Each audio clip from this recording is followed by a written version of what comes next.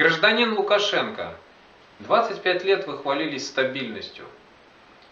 А сейчас, с ваших слов, вы стоите раком на тонком льду. Я считаю, что вам не нужно больше занимать пост президента. Уходите по-хорошему. У вас не получается.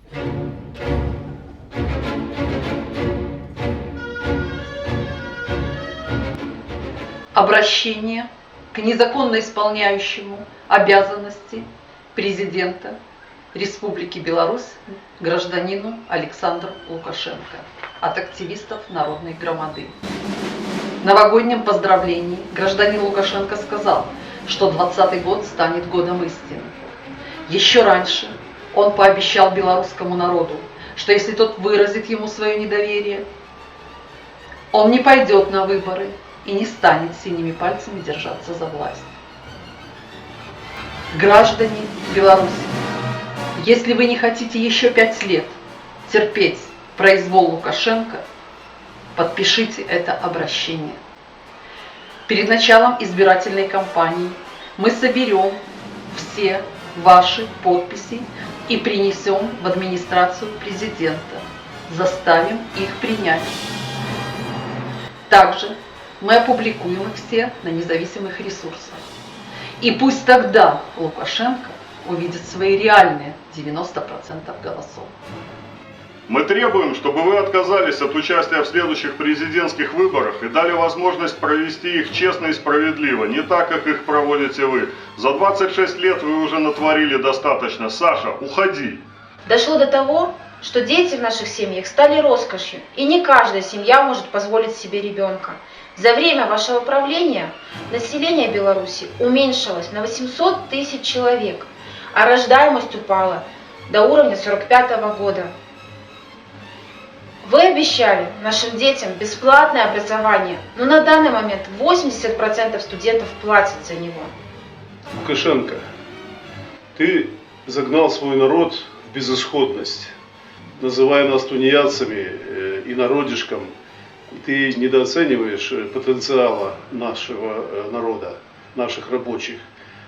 Будучи в Польше, я встречался с прорабами польскими, которые, узнавая, что к ним в бригаду поступают белорусы, руки потирали от удовольствия, зная, что это хорошие работники. Ты чем-то не тем занимаешься. Ты за счет своей наглости, беспардонности пришел к власти.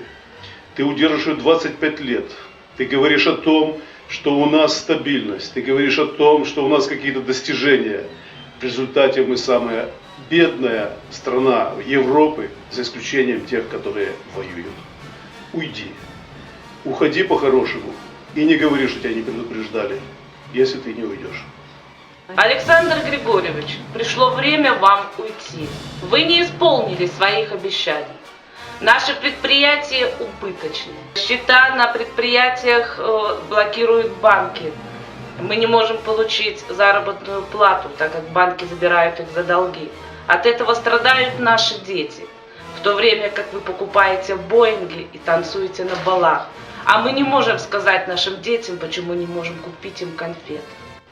Вы нарушили свои обещания и повысили пенсионный возраст, ссылаясь на то, что в бюджете нет денег.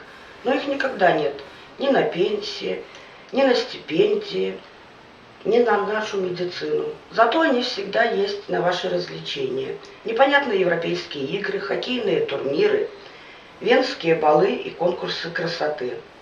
Вы украли наши пенсии. Долгие годы Россия давала Лукашенко огромные деньги. На эти деньги можно было бы сделать из Беларуси вторую Швейцарию. Но он предпочел тратить их на свои развлечения, на резиденции, на Майбахи, на Теслы и, конечно же, на правоохранительные органы, которые защищают его от народа. Вы живете в собственном личном мире правителя, окруженном кольцом всевластия, в котором отсутствуют такие понятия, как современность, протестность, реальность.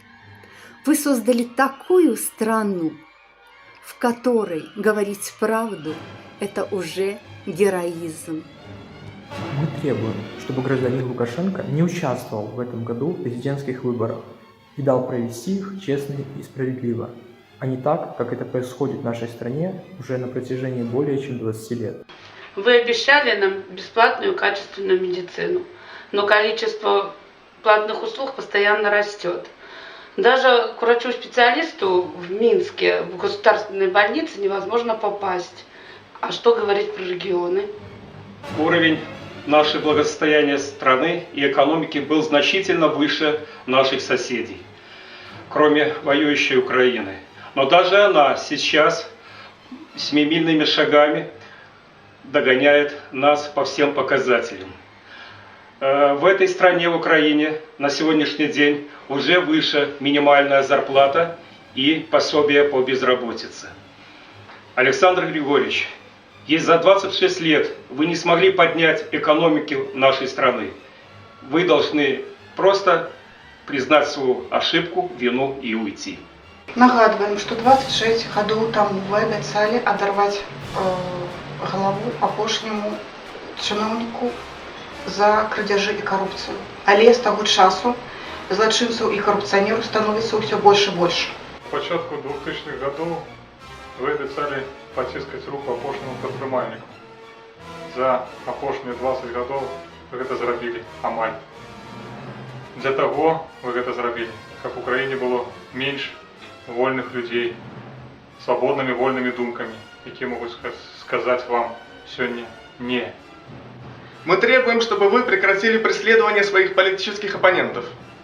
Мы требуем, чтобы вы не мешали участвовать в президентских выборах своему наиболее последовательному оппоненту Николаю Статкевичу.